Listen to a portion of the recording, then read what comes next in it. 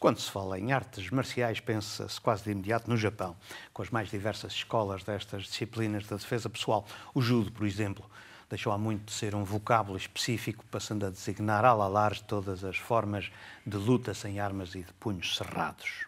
Aqui por Macau é o Kung Fu que se reconhece como significando intrinsecamente as artes marciais, que teve Bruce Lee, o ator de numerosos filmes, como o seu intérprete mais genuíno.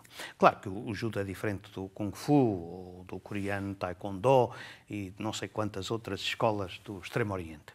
Lembro-me apenas que na minha juventude pratiquei precisamente o Taekwondo, pouco convictamente, diga-se, mas porque essa disciplina se afigurava necessária por razões profissionais. Lembro-me muito bem do célebre Kobayashi, um japonês que escolheu Portugal para fazer a sua vida de treinador de artes marciais, dizer que alguém que se prezasse tinha de dar 2 passos na parede, acima, na vertical. Tudo dependia da forma física, mas principalmente da concentração e do balanço exato.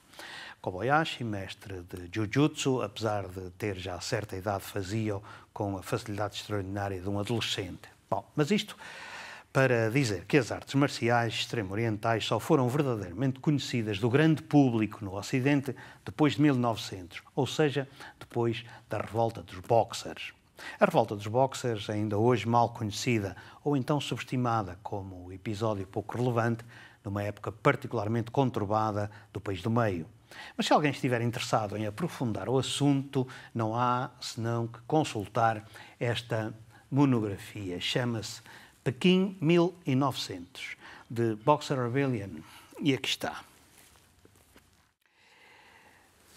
Ora bom, revela, em termos estritamente militares e estratégicos, a forma como as potências ocidentais, dotadas das mais modernas armas de guerra, destruíram os combatentes do Kung Fu, que tinha apenas por si os punhos, umas lanças medievais e umas adagas, pouco ou nada eficientes para combater numa guerra moderna.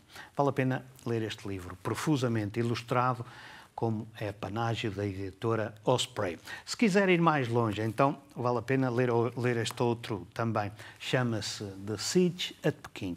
É assinado pelo mítico autor Peter Fleming, irmão de Ian Fleming, que celebrizou nas suas novelas o herói dos nossos dias, 007. Os boxers cercaram durante quase um ano as legações estrangeiras, sediadas em Pequim, tempos dramáticos que deram origem a uma inumerável monografia universal em inglês, francês e alemão. Em português nada ou quase nada que eu saiba. No diário desses tempos teve papel determinante a correspondente da agência de notícias Reuters, que fazia chegar o que se passava dia a dia ao mundo através do telégrafo. Esse longo cerco conta-se aqui neste livro. 2 obras indispensáveis para se compreender algumas das razões que levaram à queda do regime imperial retrógrado, corrupto, xenófobo da China. E caiu porquê? Muito simplesmente porque teimou em resistir aos avisos da modernidade. Se tiver tempo, pachorra e o assunto lhe interessar, leia estes 2 livros. Se calhar há de encontrar algum paralelismo com os filmes de Indiana Jones dos anos 80 e com uma cena particularmente expressiva, quando no momento em que Harrison Ford se confronta com um guerreiro antigo do Médio Oriente, que perante ele exibe todas as katas conhecidas das artes marciais, empunhando uma cimitarra, Ford olha em grande plano, espera pelo menos 4 segundos e antes que o oponente desfira o golpe mortal com o alfange, saca do revólver e abate-o num instante, o feroz Dervish. Nesse momento, a modernidade punha termo inexorável ao mundo antigo, sem apelo nem agravo. As artes marciais podem ser escola de teatro, mas são coisas que, para além de técnicas de defesa pessoal, nunca passaram além disso mesmo.